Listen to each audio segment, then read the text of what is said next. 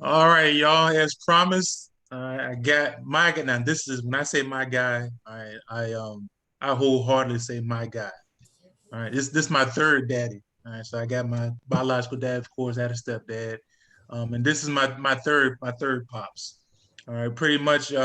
This guy has been responsible for pretty much raising me from. I went to Green Run tenth grade year, which was in '97, and all the way through. He coached my first year at Liberty. We'll go into that just a little bit, and then all throughout, um, always stayed in touch, always there for advice, especially marriage advice. But that's a discussion for another day. Um, but yeah, I got a chance to work with him in Creekside. We'll touch on that a little bit too. But yeah, man, this is my guy. All right, my guy. Yeah, so I can't even explain it, to be honest with you.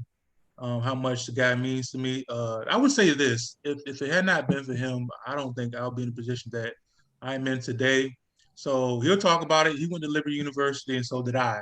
I'm gonna say, well, I only went to Liberty because of him. Had he not been to Liberty, I probably would not have gone to Liberty. So that's just how much the guy has changed my life. So none other than Coach Johnny White, head coach of Douglas County High School football out in Douglas County, Georgia. What's up, Coach? What's going on, my guy? Not much, man. Not much, man. Thank you for giving me the time and opportunity to sit down and talk some Douglas County football. Oh man, Whether you anything for you. Those some kind words you just said out made me feel. You've always been special to me. So right for uh, I give you plenty of reasons to say that. But no, jokingly. But yeah, man. Let's dive into it just a little bit. First of all, how's the summer been going for you guys? something's been going okay. It's been going well. Kids have been working. Right, Every coach always talks about the numbers. I'm not concerned about the numbers. I want a coach who comes. You know right, what I mean? I'm at the point of my life now. I can't brag. I can't beg kids no more to come. right. Oh, I I'm get gonna it. coach the guys who show up. Right.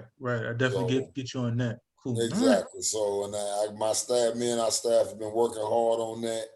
You would love it because I got Bernard and Corky back out there with me. So that's Oh, I big. know it. Court. Yeah, Those my guys, man. I yeah. love So, those two but guys. yeah, it's been going well. We'll see this weekend. I mean, this upcoming week we got a. We usually go a 4-day week, but we got a 3-day week because 2 days out of that week we're going to a contact camp. Georgia allows Oh contact wow. camps. Right. So this is our second one. So I really want to see how the kids respond to it. With who? Where were you guys going? We're going to Fayette County, so it's going to be probably about 10 teams there. I know Fayette's going to be there. I know McKeitron's going to be there. Creekside's going to be there. Stars Mill, Griffin, Spalding County. So it's some good work. Y'all gonna It's get some some good good work. work. So Damn, good work. Good work. Cool. All right. And we'll dive into Douglas County, and some other stuff, recruiting. Yeah, we'll dive into that a little bit. But for a lot of people who don't know your background, where you're from, tell us a little bit about that. okay. Like I said, played at Liberty University.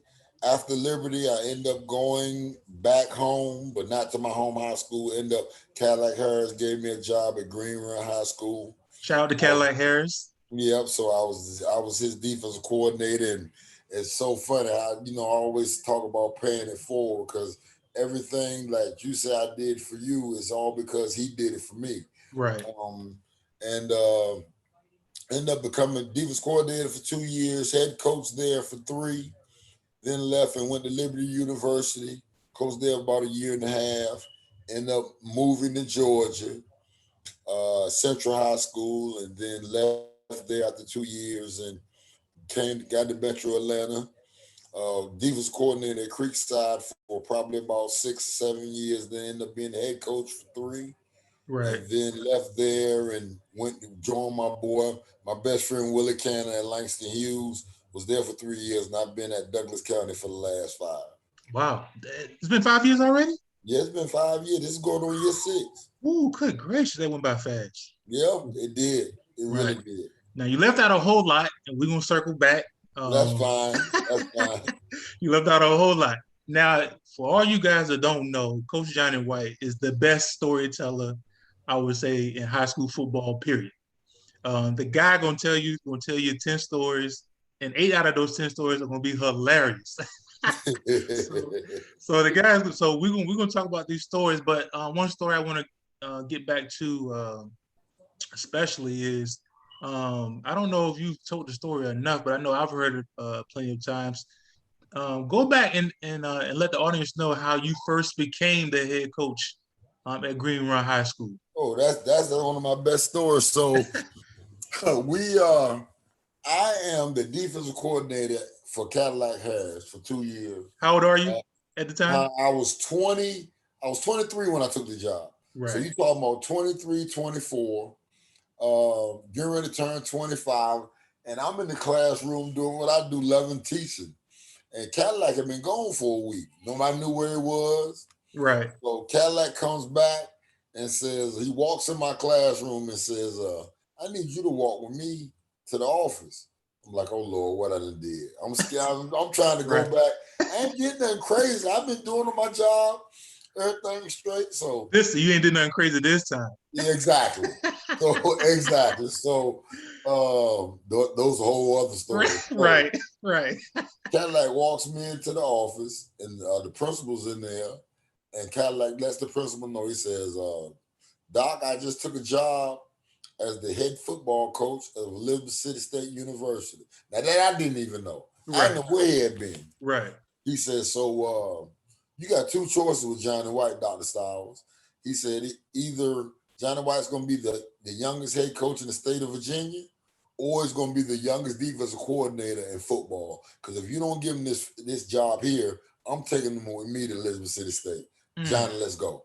Just walked out, and I'm looking like, you ain't prepped me on this. Right. You didn't let me know what was going on. Right. And that was it. And 2 days later, they gave me the job at Green River High School. Now you're 24 years old, about to turn 25. Yeah, 25. Now let me be honest. So I was at Princeton High School my 9th grade year, and so I was playing junior varsity, but I also got some varsity time as well. And I remember when Green Run came to our place and played us.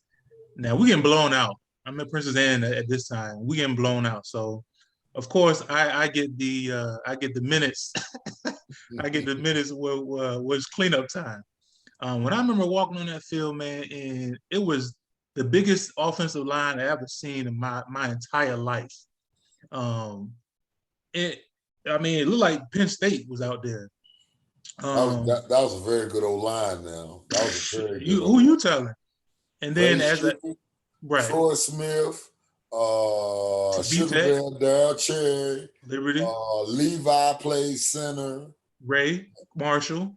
Yeah, but Ray Shute was the best lineman I've seen in a minute. I would agree. Shout out to you, Ray Shute. Definitely, when I transferred in, was a big influence and mentor when I came to Green Run. I wish he would have had more time on the gridiron, but all things happen for a reason. Yeah. And that's a whole nother story too. That's definitely his story to tell. But yeah, so we're at Green Run, 24, about to turn 25. Talk to me about that experience. And the things you had to do to prep for that. As being it wasn't no prep. You know, everything happens for a reason. Right. I really wish I could go back at 50, 51-year-old Coach White. Right. A 25, 26-year-old Coach White and shut the hell up. Right. You know, you're pretty good, but you ain't as good as you think you are. Right. Now you're pretty cocky back in the days. Oh, a lot of cocky. No question. No question. And I wish he would have shut up. But you didn't. Look, D-Bear, I promise you, I'm probably about 10% of the mouth now that I was back when y'all were there.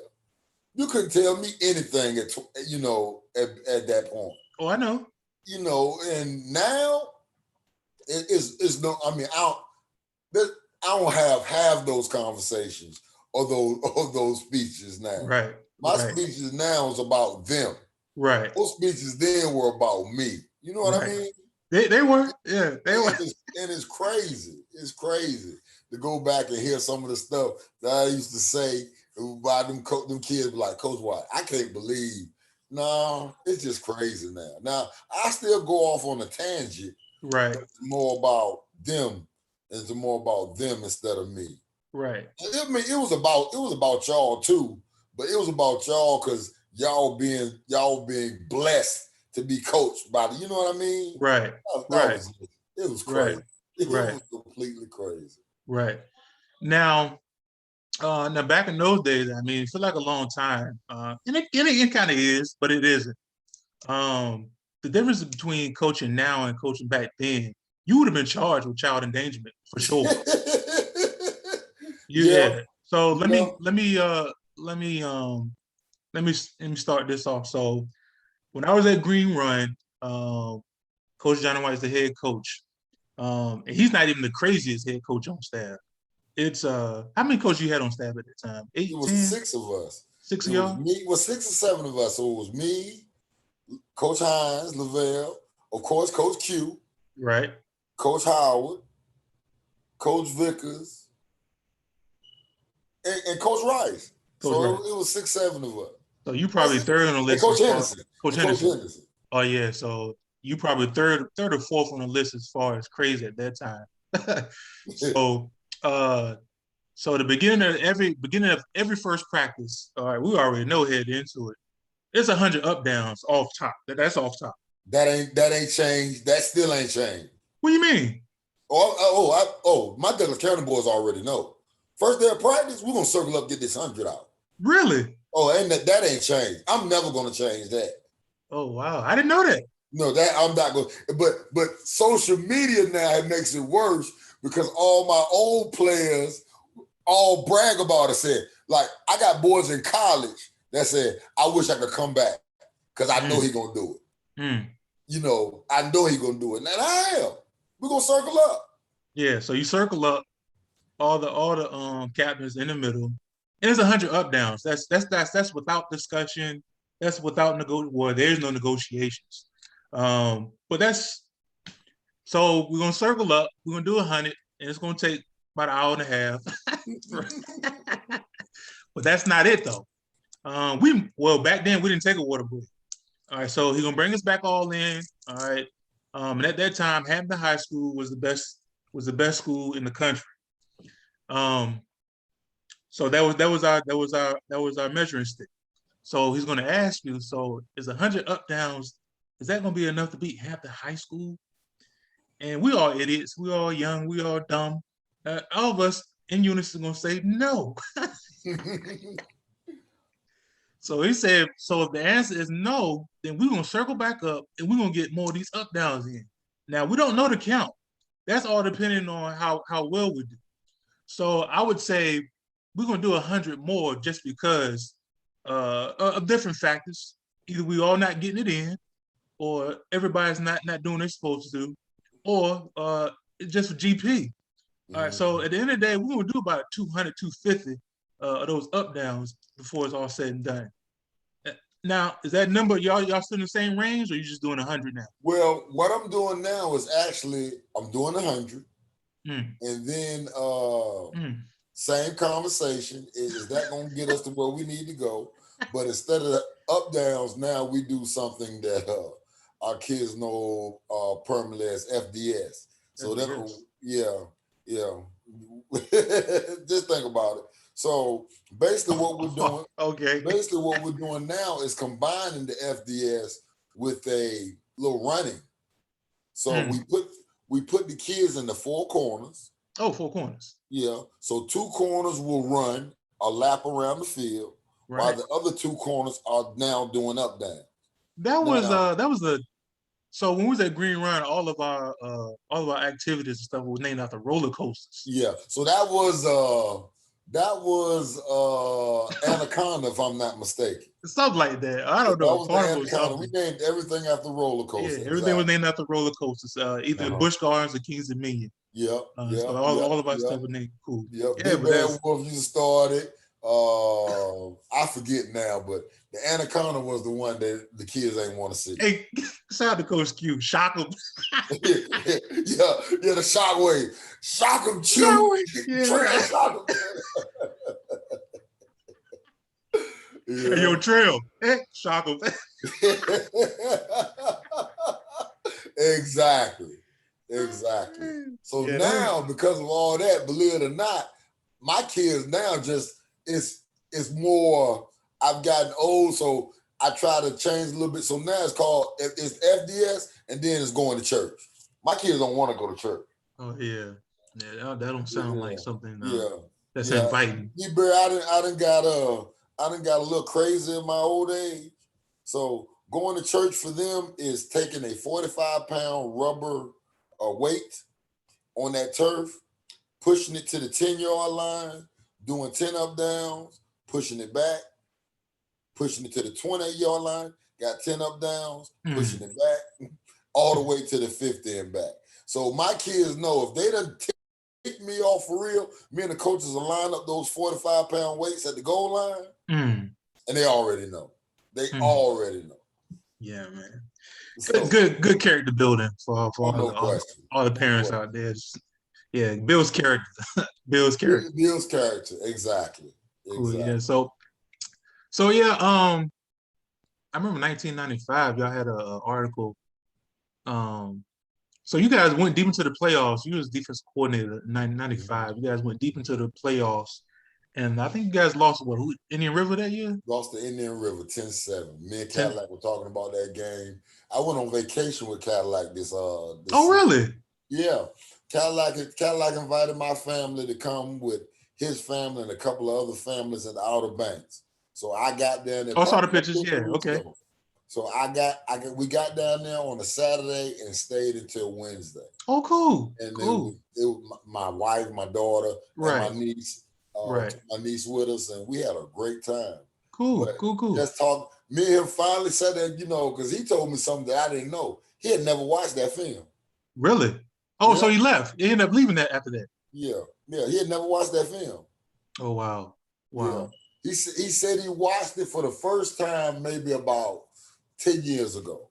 Really? Yeah. And now in 95, I think Indian River, they won it that year. They won it that year. Yeah. I would say now James Ward, it was the truth. Ended up going to Penn State, playing safety. He was a quarterback at that time. Me and Cadillac had those conversations. He said, because think about it. Cadillac came back and took over the Indian River program. Yeah, I coached. Yeah. I coached with Coach Cadillac. Had to look at that. Had to look at that state championship team every day. Yes. Knowing that if we beat Indian River that year, we're probably going to be the state champ. Oh, no question. Yeah. No question about it. That was one of the hardest games. That was one of my hardest losses ever. Yeah. A couple more in it, but that's definitely one of them. Yeah. And so after that game, everybody, it's recruiting time after that. And so I remember after signing day, I think it was a date after signing day. I was still at Princess Anne at the time. There's a news article that comes out. And the headline is signing spree. So I think you guys signed a state record, 25 guys. You guys signed 25 guys? I can't remember how many, but I know it was 14 or 15 D. It was 15 or 16 D1. Matter of fact, name the schools. Name the schools if you can off the top of your head. Okay, so it was Michigan State, Florida, 3 at Marshall, right? 4 at Liberty, 2 at Hampton, 1 at Elizabeth City State. They weren't D1 at the time, but 3 at Delaware State. Tech, one of them, Trojan Tech. Virginia Tech. Who else am I missing?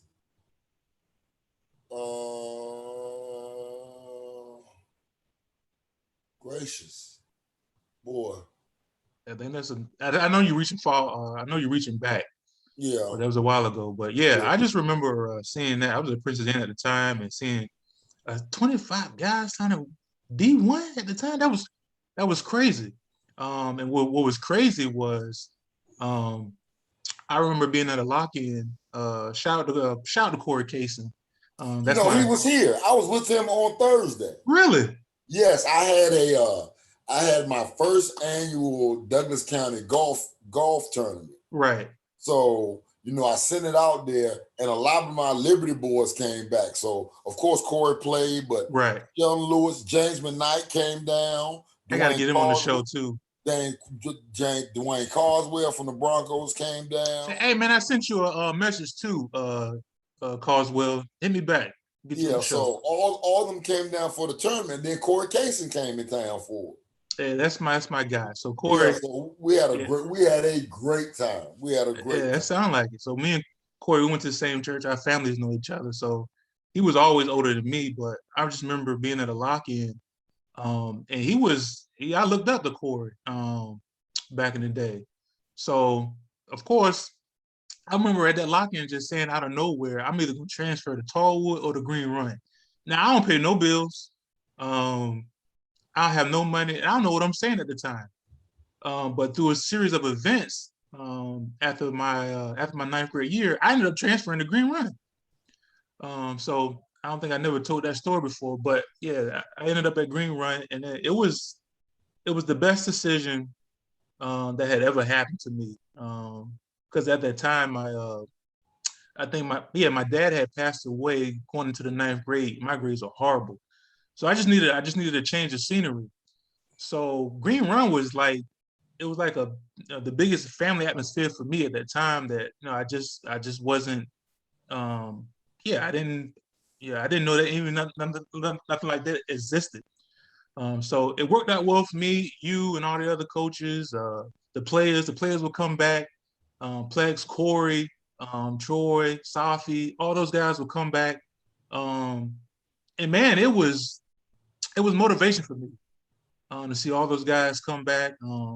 It was lovely. So shout out to the older guys, Suge, which I ended up playing with at Liberty a couple years later. So yeah, the environment that you guys put together, the family atmosphere that you guys put together there was like none other. So I know I haven't said it to you guys entirely, but thank you guys for doing what you did and how you did it. I know all my other teammates certainly appreciate it, but I'm just saying, I'm speaking for them too. You guys played a major role in our lives, so thank you and all the other coaches too. I can remember y'all eyes getting big. I never forget. I think it was Plex and Lanier. Oh man, and Safi in the locker room fussing because I know Michigan State was going to play Marshall that year. Oh man. And they were in the locker room they were in the weight room working out, talking about what they're going to do to each other. Man. I still remember that. Man, you don't know those kind of conversations, man. Those are golden conversations that that really affects you in the most positive way possible. Because if they did it, would always come back and work out with y'all. Right? Yeah. I thought was big. Yeah. So those moments, man, were precious for me. I definitely was inspired by it. So that was dope. So through a chain of events, you end up, like you said, leaving the Green Run, and you go to Liberty. Was it 99? 99. 99. That was also my first year at Liberty too. Talk about that, being a college football coach. I had never really wanted to coach college ball. Coach Sam had given me an opportunity 2 years prior to that, and I turned it down. Right. And through a series of events, I go there, and it was an eye-opening experience. I end up really enjoying it. Right. But then at the end of it, I saw the real. I saw that I knew I could do well in recruiting. I always thought I could be a great recruiter because I always thought I had the gift of gab. I thought my mouthpiece was always good, and I enjoyed that part of it. But I enjoyed that part of it being a single dude. Right. Like I couldn't imagine some of these coaches, the road trips we were going on, and being told to stay on the road for X amount of days.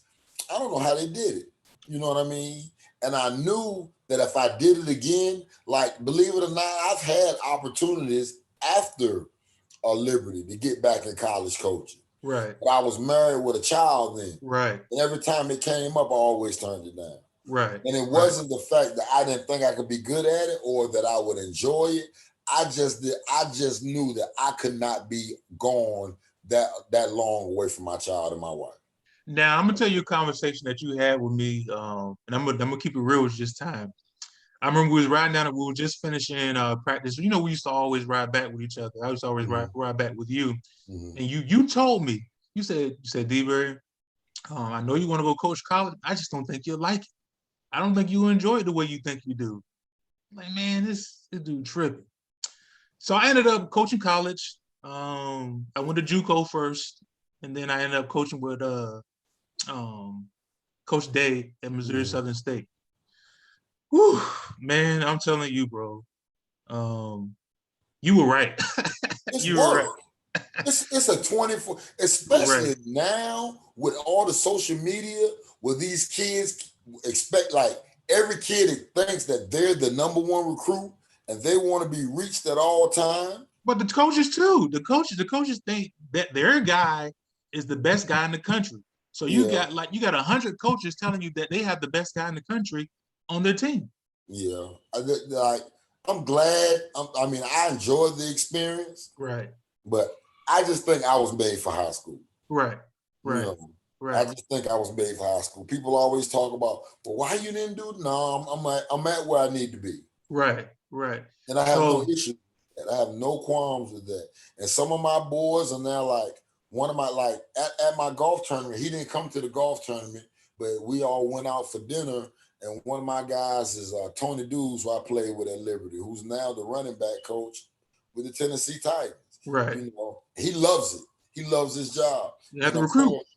And I got boys that are at college that are doing well, but no, I'm at where I'm supposed to be. Yeah, it's like you said. I mean, you even grinding in your sleep, to be honest with you, because when you lay down, your mind is on recruits. Your mind is on the next game. And then your mind is on your job, because there's no stability in college football. None. None. So I mean, I know you get a contract, 4-3, but it's year to year. It's just like a scholarship, like signing a scholarship. Your contract is year to year. Yeah. And you don't control if the head coach leaves to go somewhere else, which happened to us when I was in Missouri Southern State, which was cool. I mean, but yeah, there's some factors in college football that you don't control, that you have a little bit more control over as being a high school coach. Yeah, because the thing is, you can fire me as being your head football coach, but I'm going to always have a teaching job. Right. Well, there you go. And the bottom line is this, and it's funny because I had this conversation with a lot of coaches yesterday, because at the HBCU camp, I was talking to a lot of coaches, and everybody knows now that $13 million facility is going to be done in the next month or so. Oh, yeah, we'll talk about that too. Yeah. And they're like, man, the pressure's on now. I said, yeah, the pressure's on. I said, I ain't got no problem with that. Right. I said, but if you get rid of me, I'm still going to have a job. Right. So that's the difference. So cool. Yeah. So you're at Liberty. And then to give an example of what we was talking about, Coach Sam leaves. Yeah. After your first year. Just an example is what we were talking about. He leaves. And it's random. It's out of the blue. Yeah. Nobody knew. Nobody expected that. Nobody expected him to go anywhere. Right. Right. He had been there for how many years? Sam. So this is the spring of 2000, because we had just had a signing class. So we had brought in a signing class. So this is probably March of 2000, and Sam got there in December of 88. Right. What was your first year? Was 89? No, my first year was, my first year was 89. But my first year was 88. So I redshirted underneath another staff. Right. So Sam came in right at my redshirt. Like, we were home on Christmas break knowing that Sam was going to be the new head coach. Oh, okay. So And then let me just back up. So I know you guys gonna be tired of me talking about Liberty and Liberty folks. Yes, that's just the way it is. It's gonna be. So that's my network. These are my guys. So we're gonna talk about Liberty. But um, a lot of people don't know. A lot of people don't know the history of Liberty and how good we were and weren't getting any.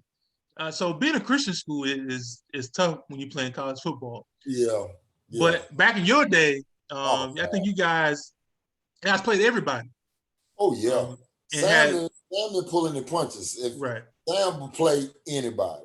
right, and you guys were winning. You guys would beat them. Yeah, come so close to it. there we played Boise State. We played UCF. We used to beat UCF. We played Troy. We played Cal Poly. We played Furman. We played one year. One year was so funny. It almost like we were in the MEAC. Yeah, we were playing so many HBCUs. Played Morgan State, North Carolina A&T, Delaware State. Who else we played that year? I can't remember, but we played. Coach Sam would play anybody. You guys were independent back in that day. Yeah, we were independent, and we'll play them on the road. Right. We traveled all the time. Right. Played JMU all the time. Tell that story. Tell the story. You guys played A&T that year and lost at the last minute. Lost in the last. We'll talk about that this weekend. One of my boys, I ain't gonna say his name. Well, I say our best DB got hurt. Right. Play before. So we had to bring in a red shirt freshman, and we are in the huddle saying, y'all better get back. Because a field goal doesn't beat us. We're up 4. Just get back and make a tackle. Right. And he bites on an out and an out and up. Oh, Lord. They score, and the band starts playing Into the Road by Boys. We talking about somebody hot. Oh, man. Into the road. The way that campus was made, D-Bear, is that, like, they had a locker room for us. Right. Rest in, but the shower and change, that locker room didn't have that. So we had to go to their basketball facility, which means our buses could not get back on campus after that win. So we had to walk through campus. They are giving us the business. The business. The entire walk. Especially after we had talked so much track of the year before, they were the #1 HBCU team in the country. And they came to Lynchburg and we beat them 49-7, I think. Right. Yes, we were giving them the business that whole week. And so one more story, and we'll get back to Douglas County. Tell the story that one time, I don't know who it was, a DB. We talked about that because he was with us the whole weekend. He said he got beat. He said, "Woo!" He said, so it's 3rd and 20, and it's hot as heck. We're in Southwest Texas. We're playing Southwest Texas State. Right. We just want to get off the field because it's so hot. Right. So it was funny. So it's 3rd and 20, and he gets beat for a first down. He's always behind me in the huddle. Right. Sheldon Lewis, that's my boy, one of my best friends. So we waited him to come back. Heard that joke, come back. Heard this. She said, "Shoot, woo!" So it's fast, right? So 2 plays later, our free safety gets beat for a touchdown. So when we go sit down on the sideline, that dude said, "I get beat for first downs, not touchdowns." And what he said, so I get beat for first downs, but I never get beat for touchdowns. Oh, yeah. So these are the stories we hear all through high school, man. And to meet some of those guys that he's talking about throughout the years, man, was good. So yeah, man, good old stories. Good stories. Yeah.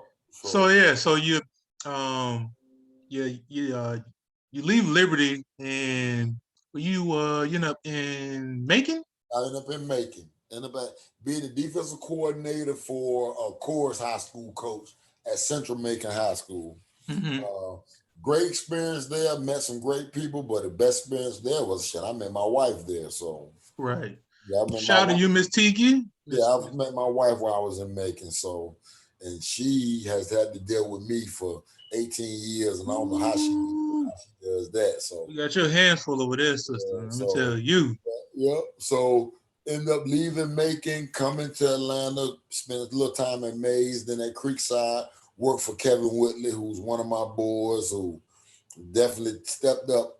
I mean, I learned a lot from him on how to structure practice. Right. Like most of my practice structure is still, through Kevin Whitley. Now, I ain't gonna lie to you though. When you go to camp with Kevin Whitley, you better have your mind right, cause like he says it, we don't work with him, we walk. And that joker works from sun up to sundown. Anybody who went to Georgia Southern, that played at Georgia Southern, that's coaching now, their work schedule's a little different now. I ain't gonna lie to you. Them jokers get it from you. Like they say, they really get butter from the duck. The camp. So, you talking about the camp? Yeah, the camps or just their practice schedules. Right. I really learned a lot from those guys. And then, like I said, when I took over and when Willie Cannon came, my best friend, one of my good friends coming from Miami, he brought a level of intensity that I had to, you had to step your game up working. Right. And time out. Now, through some more chain of events, all right, things happen, and you end up at Creekside High School. And I remember I was just finishing up my senior year at Liberty. And I remember you giving me a call. All right, so at the time, like I said, Hampton High School was the best school probably in the country at that time. But Ronald Curry was the best player in the country at that time. So I remember you giving me a call, and we had played Ronald Curry my junior year, which we're not going to talk about. We're not going to talk about that game. But I remember you giving me a call and say, D. Berry, we got a guy. He was a sophomore at the time, I do believe. We got it's a sophomore. He a young boy. He gonna be better than Ronald Curry. Better than Ronald Curry. I said, there's no way. Ain't no way in the world. You tell me you got a guy that's a sophomore, or that's a sophomore. You telling me he's gonna be better than Ronald Curry? Yeah, right. Okay. All right. So, this guy goes out to be probably every All-American in the world, in which we're talking about Mr. Eric Berry. Tell the audience that story of coaching Eric Berry throughout the years, the leadership that he brought even as a young guy. Tell the audience about that experience coaching Eric Berry. He's the best kid I've ever coached. It ain't even close. Right. And and what people don't realize is, as a pure gifted athlete as he was, right, the hardest working kid I've ever seen in my life. Right. I mean, he has messed up my coaching life past him, because you've seen a kid with everything and how he works. And you expect to have, when you've had kids that are not as good as him, but are blessed athletes, and they don't work like that, it makes you feel some kind of way. It do. You know what I mean? Like, in all my years since, I've only seen one kid that had that type of talent work like him. And that was a kid we had at Langston named Keon Davis. Keon was a running back. Started a 4-year running back, started at Marshall. Oh, yeah, I know you're talking about, because y'all wouldn't let me recruit him. He's an unbelievable athlete, but I ain't seen nobody work like Eric but Keon. Right. This joker would get dressed in his football equipment to go to tutoring. Oh, wow. Because he knew we had already going to start practice. Right. So that means you will see that joker run out of the building. And he would have somebody bring his helmet and shoulder pads to practice, just put it on the sideline. Right. Wow. So he would run from tutoring straight to practice. And we had a way at Langston where you could go around to get to the practice field. Now, Keon Davis, he going to hop 2 fences and put his helmet and shoulder pads on. And whether we were on offense and defense, whoever was taking his reps, he was not going to stand on the sideline. He tapped on the shoulder. I'm here. You need to go on about your business. Wow. Him and Eric, the only two I've seen like that. Wow. Like, tell me that one time where Pete Carroll came to practice. Oh, Pete Carroll came to practice. So it was Pete Carroll and who else? And Pete Carroll was the head coach, and what's the guy? That Ole Miss, Kiffin. Kiffin was there. Matter of fact, Kiffin was holding Pete Carroll's umbrella. And after that, he said, I came to see you. He said, because of Eric, like because I'm All American's son, I'm from California. Eric, All Americans become dime a dozen. Mm-hmm.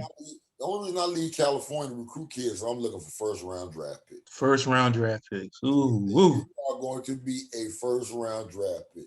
He said, wherever you go to college for 3 years, and notice I said 3. I said you won't be in school for 4 years. And so why did Eric go to Tennessee? Oh, I mean, come on now. His dad played it. His dad was a player at Tennessee. Right. But, there were some other schools that were really in the mix, but they messed up. But and Florida, you said Florida State never offered. That's where he really wanted to go. Florida State never offered Eric. Yeah. And then the next year came back and offered Terrence Parks, who was another big time player that we had, who was 4 years, 3, 4 years. Shout to Terrence. No, there's shout to Terrence. Yeah, exactly. And I love Terrence Parks. No knock. But he ain't Eric. Right. Yeah, so he wasn't Eric in high school, and Terrence will tell you that, but that was crazy. Right. That was crazy. Florida State never offered Eric in high school. Well, he had a heck of a run at Tennessee, and you said 3 years. He could have left at 2, in my opinion. You can't leave. College guys got to do 3. Right. But it was just that good. Had the rules been different, he could have left after his sophomore year. But he had a good 3-year run, and he ended up being a first round draft pick. Mm-hmm. Just like Pete Carroll said. Cool. Yeah.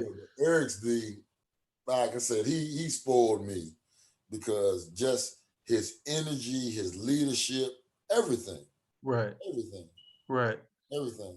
And so you want to see that now, you just don't. Like I said, when you get blessed to have somebody like that, you ain't gonna see it too many other times. Right. Yeah, man. Yeah.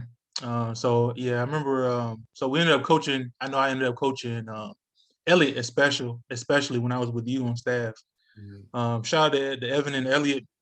Those guys crazy. But yeah, man, that group, that family, you talk about athletic ability out of this world, out of this world.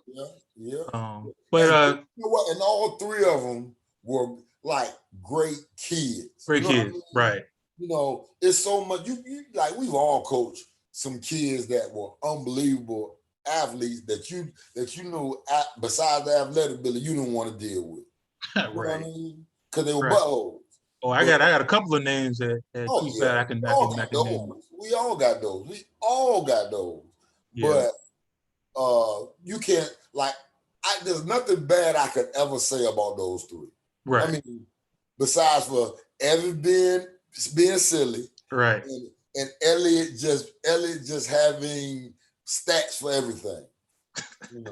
That is the most technical high school guy I've ever met in my life. Everything's got to be technical.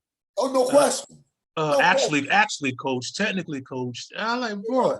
Yeah. He was, but like I said, great kids, great young men. Right. Elliott's coaching.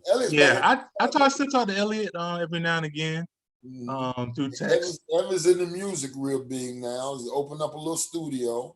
Which don't surprise me. Yeah, and then he helps out Coach Stanley. He runs all the music for Coach Stanley's church.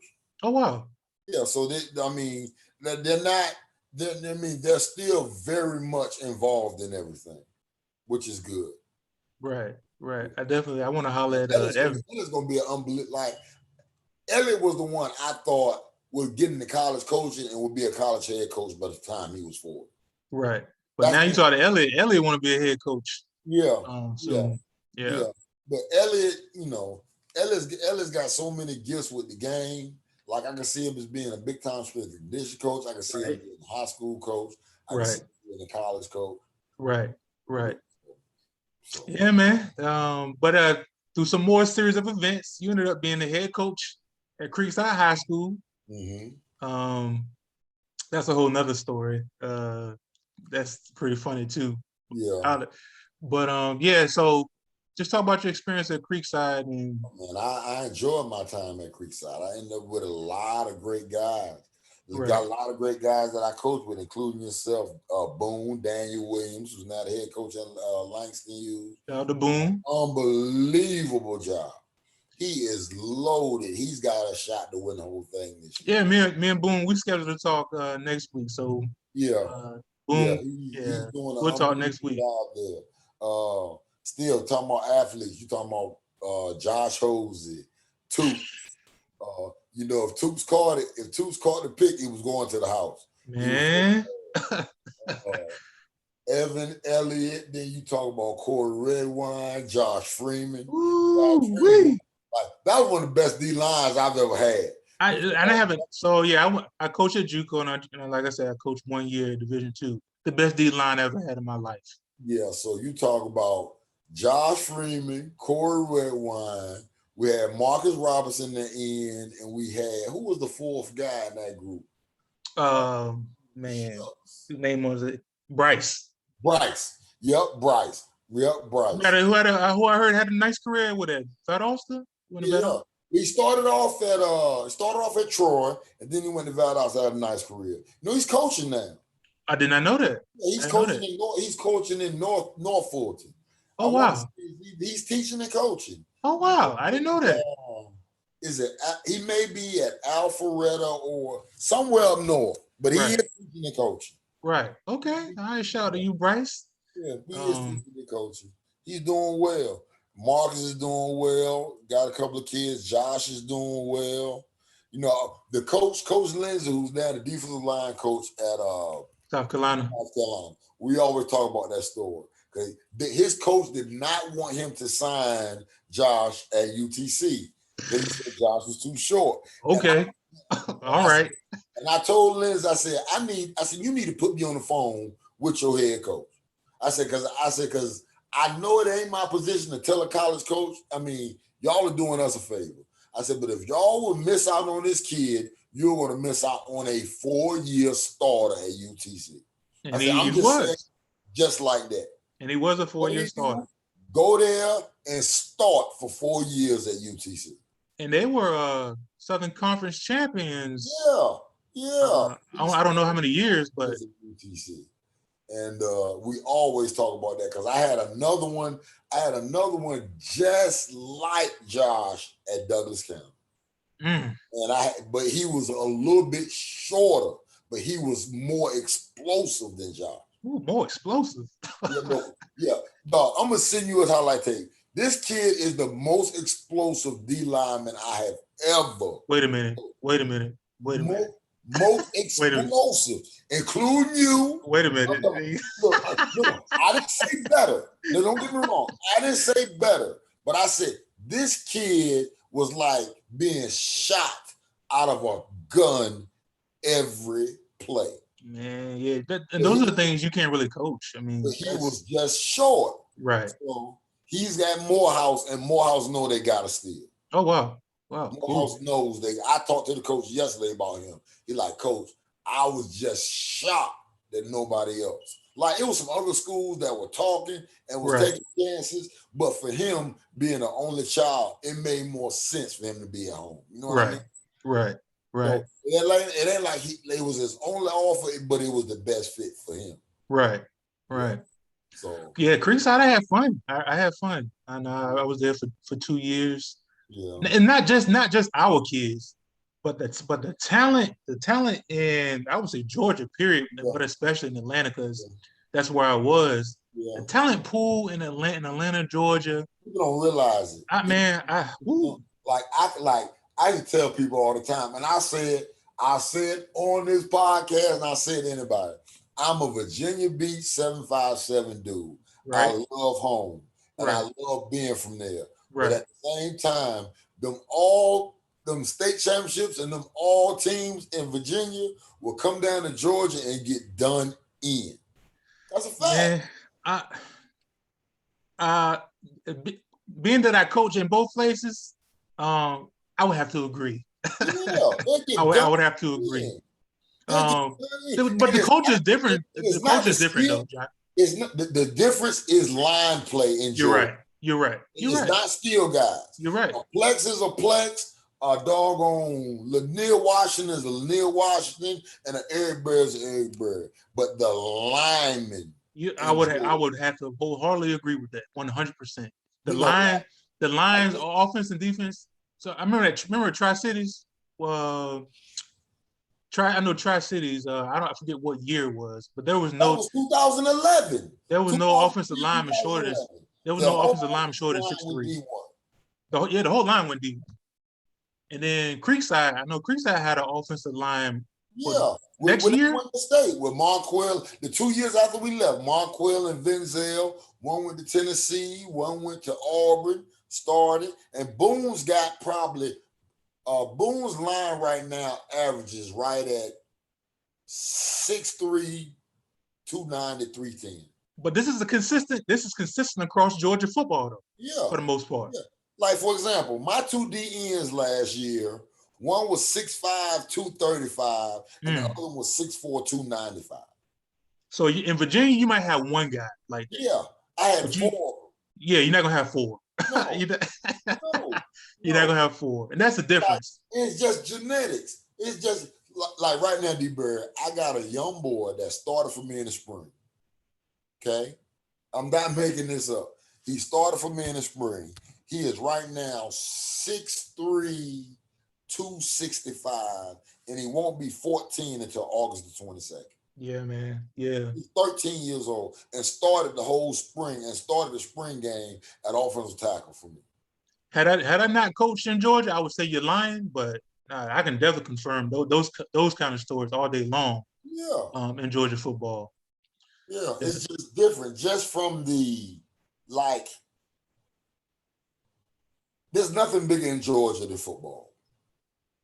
Well, you got Church and God family, but football is running pretty neck to neck. Church and God and family. I totally agree with that. You got Church, God, and family. I totally agree with that. But when I say football, but that's why Georgia football is played on Fridays and Saturdays. Because if UGA had a game at 10 o'clock on a Sunday, there would not be nobody in church. Right. If you want to rank them, okay. I never heard it put like that. But if UGA had a game at home against anybody at 11 a.m. on a Sunday, there would be nobody in church, including their pastors. I would have to agree. Pastors would be in front of a TV. Right. That's the difference. Right. Yeah, I enjoy my time in Georgia. There's nothing like it. It's different. Right. Like the money they put in football. Like there are, let me get it right now. 1, 2, 3, 4, 5, 6. There are at least 10 high schools in Georgia with 120-yard indoor practice facility. You said 10? 10 high schools in one state with 120-yard indoor practice facility. So you think Georgia football compares to Texas? No. Florida? No? No. Georgia football isn't as, but here's the difference between Georgia football, and I'm telling you this not as a coach, but as talking to college coaches. Right. Okay? The best athletes are in Florida. No doubt. Okay. Texas has the best facilities and the best total traditions. But here's the difference. There are a lot of Texas athletes, high school athletes, that when they go to college, they're already maxed out. Right. I would agree. There are 17, 18-year-old Texas kids that won't get any better in college. I agree. Okay. Georgia and Florida, you got great athletes, and Georgia's coming up on the facilities, but there's still a lot of window of. Oh man, the ceiling on Florida and Georgia kids is through the roof. Exactly, because they're naturally gifted. A lot of it is because of, and I hate to say it, is because of home situations, right, and school situations, right. So, like I'm getting a new facility, But at the same time, I can't control everything about my kids. Now let's talk about let's segue into the Douglas County. So now you say you've been at Douglas County for 5 years now. Mhm. Every time I talk to you about Douglas County High School, you're gonna lead off with your principal. And I've seen a couple of videos of your principal. Without meeting him, I'll probably have to say that the guy's an outstanding guy. The best guy I've ever worked for, and believe it or not, he's like I'd say 8. He's like 8 years younger than me. Yeah, wow. He's the best guy I've worked for, but now he's gone. Oh, we left? Yeah, he left. Where'd he go? He went to Cartersville as the assistant superintendent. Oh yeah, you can't be mad at that. No. And I was scared to death when he left. Cause I'm like, they gonna bring in a fool. That's all I said. They gonna bring in a fool. And I tell every young coach that's going for a coaching job, I said the one thing I've learned in this game is you better chase administration, not talent. Right. Chase talent. Talent only gonna be there because every school is a roller coaster.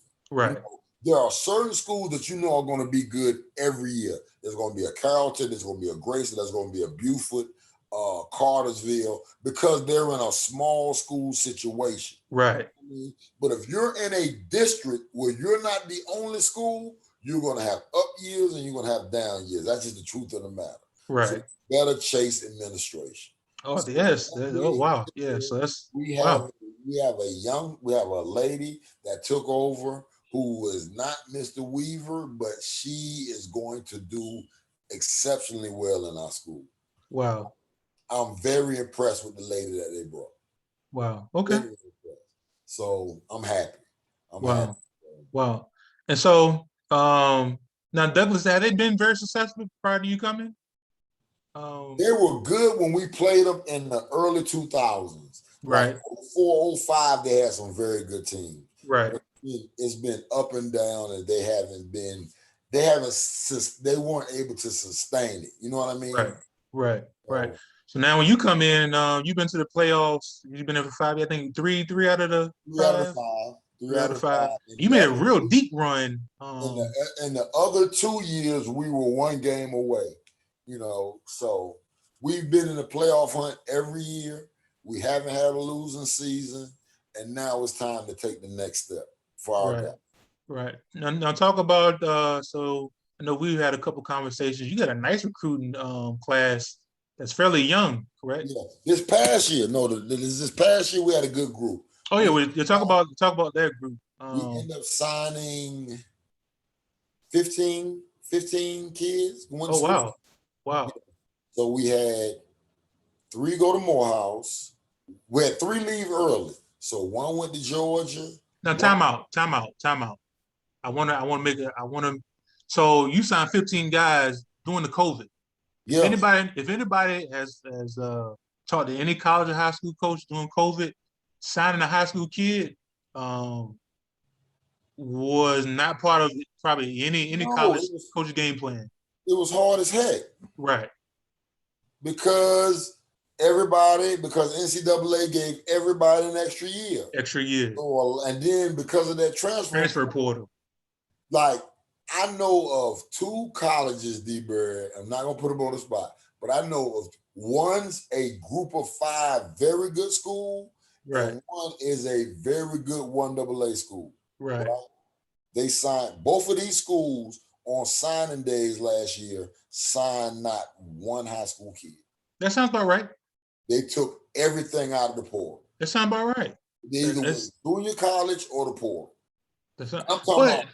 I'm talking about both of these schools had signing classes of at least 18 kids. No high school kids. Portal.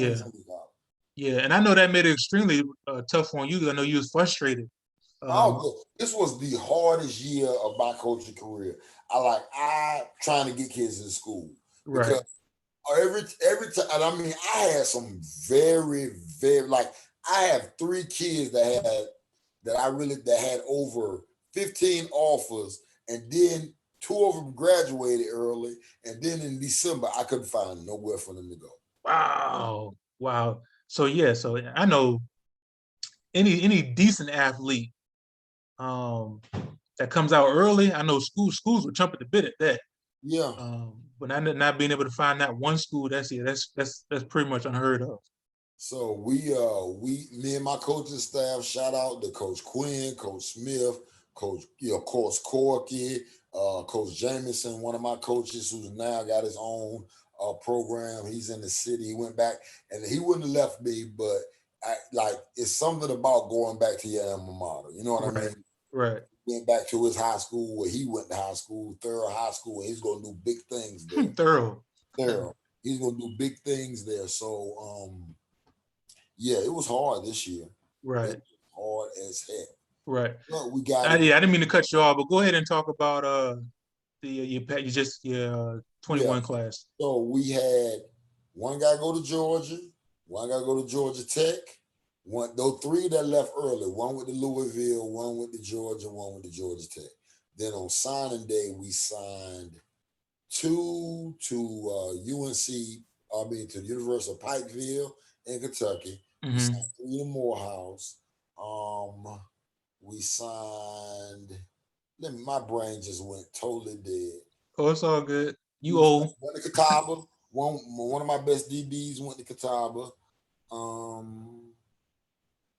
We signed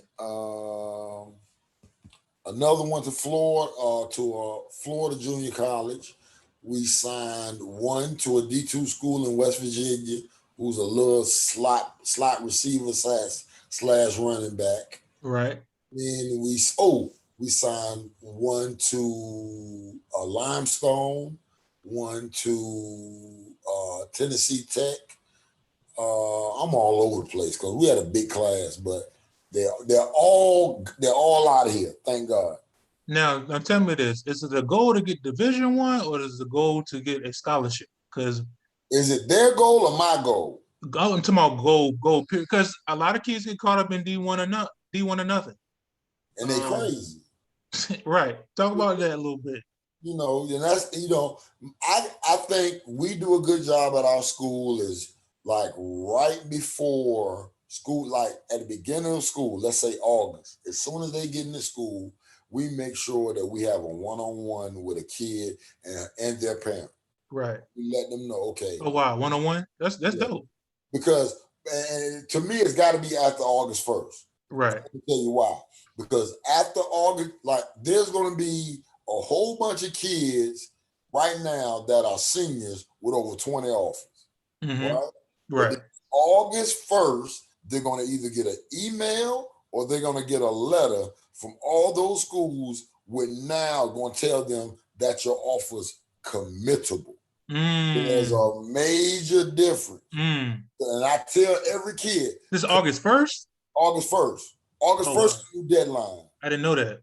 Yeah. So now, like, let's say, okay, I got a kid right now that's a junior that right now has in 2 weeks, he got 12 offers.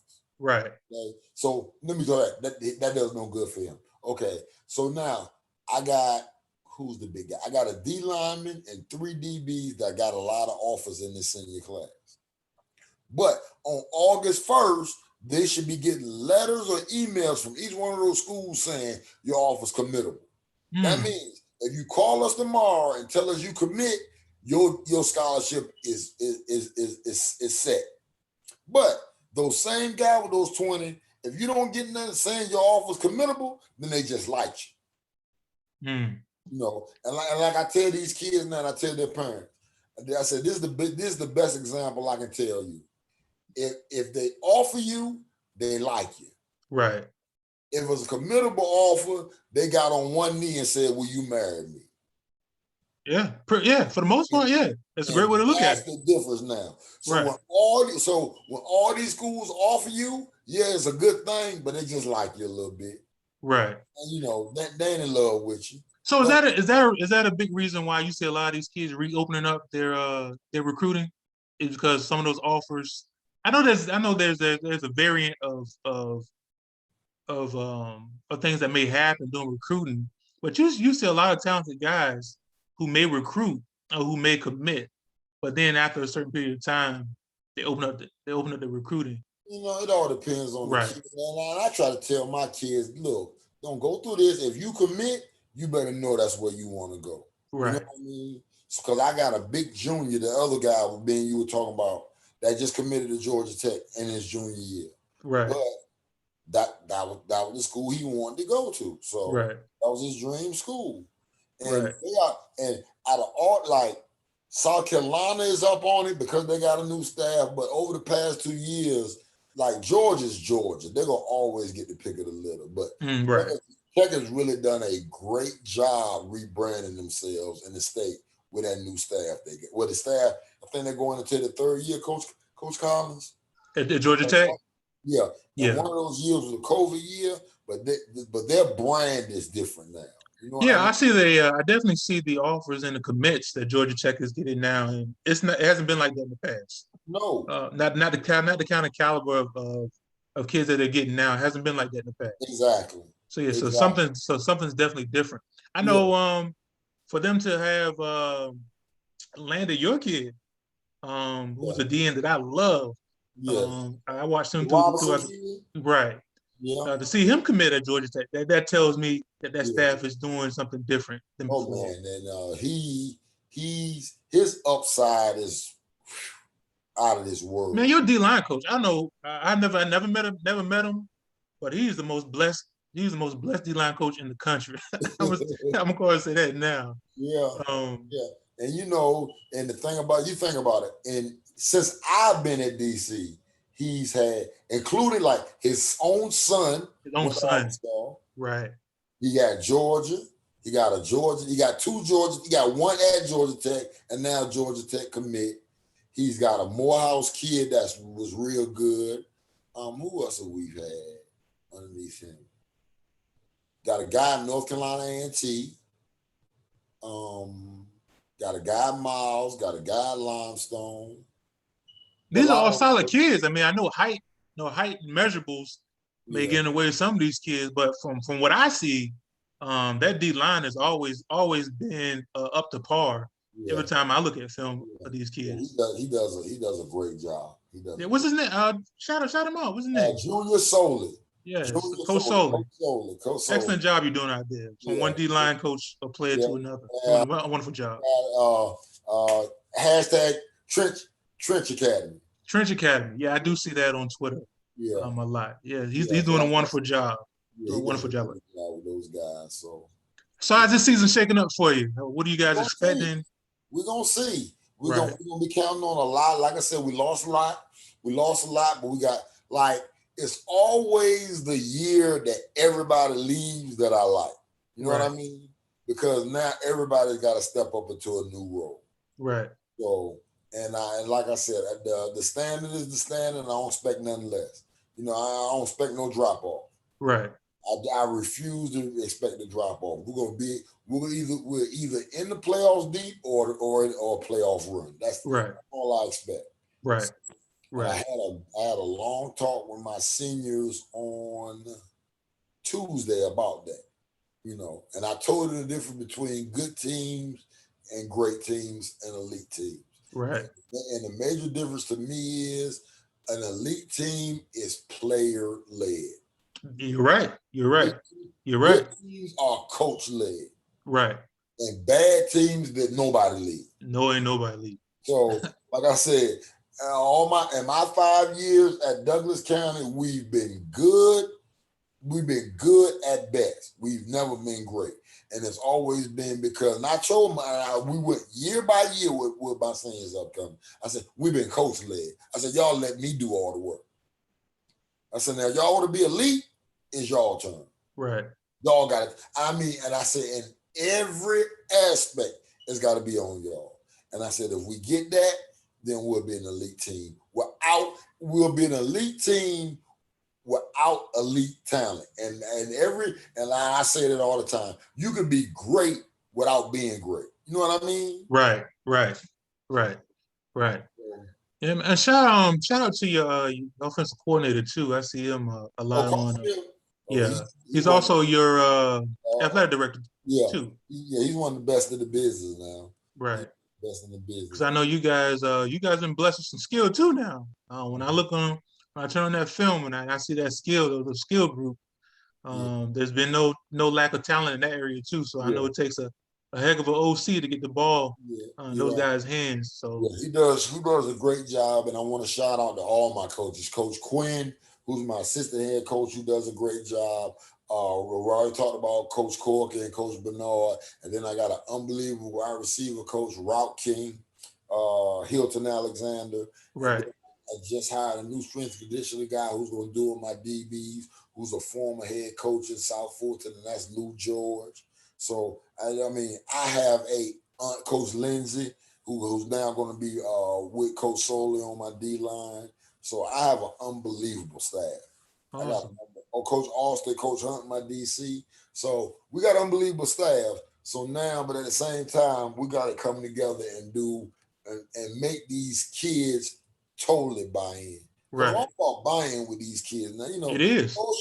Social media and the transfer portal just ain't a college thing. You know, Oh it's a, yeah, the transfer portal been real since I was in high school. Just social media has really social escalated. media has made it worse. Right, So, you know, and like right. I said, if a kid is at Douglas County and does not want to be there, I'm gonna level that kid and let them leave. Let them leave. And Right, let them leave. I ain't right, trying to get paperwork in, none of that. right. If I'm not Now, if I'm not the one for you, I ain't got no problem with that. yeah, I totally agree. Totally agree. Now, My you guys, my only issue is I want a face-to-face conversation. Cause I say I'm teaching you a man lesson down. If you don't want to be with me, I need to be the first person that needs to know about it. so definitely, yeah, you got to have the face-to-face, man-to-man conversation. Because I think as a young man, if you're not happy in a situation, be a man and say, Yeah, where you're yeah. not happy yet, and I've had two good players leave me this summer, and I ain't got no issues with them. right. You know, if I can help them in any way, I still will. But the ones that just I got to hear about it on Twitter. Now I'm having that. Now I'm having. I, I'm I would I would not I would gonna do agree. anything. I'm not. But I'm kind of salty about that. I would agree. I would agree. Now you guys have you said 13, $16 million facility. Tell me, tell $13 million. me how that will benefit Douglas County high school football. Well, it's going to benefit the entire county, believe it or not, because now our county has a school that meets playoff requirements. Oh wow. Oh wow. Okay. In Georgia, after that second round, if you don't meet playoff requirements, you could be the number one seed and you can't play at home. Oh, I didn't know that. I didn't Yeah, know that. we've had that problem at Creekside. Like that year, we should have won the state with Eric and them their senior year. Right. After our first round game, we could no longer play at Creekside. I was wondering why you guys were always on the road. We could no longer play at Creekside because we did not meet playoff requirements. Wow. That's a big thing. So what's the capacity? What's your seating capacity? Well, it's all based on your classification. Uh-huh. So if you're 4A, you got to have at least 4,000 seats. You see Right. what I'm saying? Right. 5A. So now we went for. So now, even though we had a real good team in 17, so now we went from a playoff seating capacity. We went from a seating capacity of 3,500 to now our new stadium holds 65. Oh wow. It holds 65. Wow. Well, now that only because, like I said, when I first moved to the county, I was like, nobody in our county meets playoff requirements. So that means after the second round, nobody in our county would have been able to host a playoff game. Yeah, and going on a roll in the playoff run is not Exactly. it's not the move. Exactly. It is not the move. So now, not only my school, but now any of our other 4 schools in the county, which I am good friends with all of these guys, Right. It ain't gonna be their spot, but it ain't got to go, 2 or 3 hours down the road. And that helps. When exactly. Man, I'm telling you, packing up your whole operation, and putting it on wheels, man, that's a whole nother stressor all by itself. Yeah. Especially in the playoffs, because everything counts. You talking about third, fourth, and then the state. Well, the state championships are now at one site. But you're talking about the 34th round where it's you, and think about it. They're going to do everything in their power in the 3rd and 4th round to make you as uncomfortable as possible. The other team would. Right. And I get it. Right, yeah. Right. Because I'm going to do the same thing. But now, if I ever have that opportunity, I know I got the facility to host it. Wow. So that makes it different. Wow. Well, man, I definitely appreciate this time. I know we covered a lot, probably went over almost closing in an hour and a half, but it's been great conversation. No, me and you done did this. This is regular conversation. Yeah, so this is just us. So right. I enjoyed it. I always enjoy talking to you. Right. You're definitely my best D lineman of all time. Yeah, that says a lot. Number one. Oh, before we go, I gotta get you on the spot. Top 5 all-time Johnny White players. No order though. No order. No order. No order. Okay. Top 5. Eric Berry from Creekside. It was he 5 or 1? I ain't giving you 1. He's 1. Okay. He's All right. 1. All right. He's 1. Okay. So I'm gonna go with 1 and 4 others. That's come on, no 1 through 5, bro. Okay. Eric Berry 1. Okay. Plex 2. Okay, I'm with you on that. Now 3, 4, and 5 that's Hosey 3. Okay, all right, I'm with you there. DeAndre Walker 4. Okay, all right, I would agree with that. 5.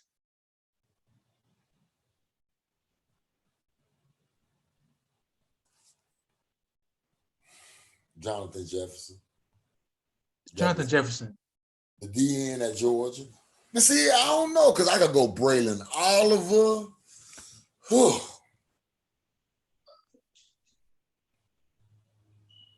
Braylon. I'm gonna go Braylon Oliver.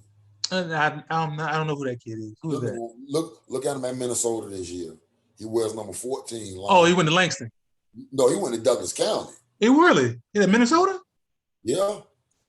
Oh wow, I didn't know that. Yeah. Okay. Yeah. He played 4 games. He played, that new red shirt rule is unbelievable. So his red shirt year, they let him play the last 4 games, and the 4th game was the bowl game. So he started in the bowl game, the Outback Bowl against Auburn as a red shirt. And won. So then the next year was the COVID year. He tore his ACL. So he didn't play all this past year. Right. He's going to come back this year and play. And he was an unbelievable guy for me. That joker played running back, slot receiver, and middle linebacker for me. Slot receiver, middle linebacker for us. Oh, yeah, he a throwback player. Yeah, throwback play both sides of the ball. He played. He was the 6A defensive player of the year this same year. Really? Yeah. In high school? Mm-hmm. Wow. Okay, I'm trying to figure out why I never. That's your fault that I never heard of. I put that on you. Braylon Oliver. Yeah. Braylon Oliver. Okay, I'll be looking for you, Mr. Oliver. Yeah. Cool. All right. Well, ladies and gentlemen, there you have it. Now this is our first episode for our preseason review for high school football. So I got some other now. The follow-up is crazy. I got some other coaches that'll be following up. Like I said, I got Coach Boone at Langston. He'll be joining me.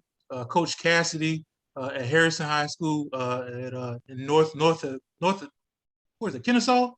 Kennesaw. Yeah, I got Coach Cassidy up in Kennesaw. That'll be so. I got some very, very talented high school coaches that's gonna make some noise come this run. So stay tuned. All right, this is just the beginning. Cool. All right, Coach. Enjoy the rest of your day.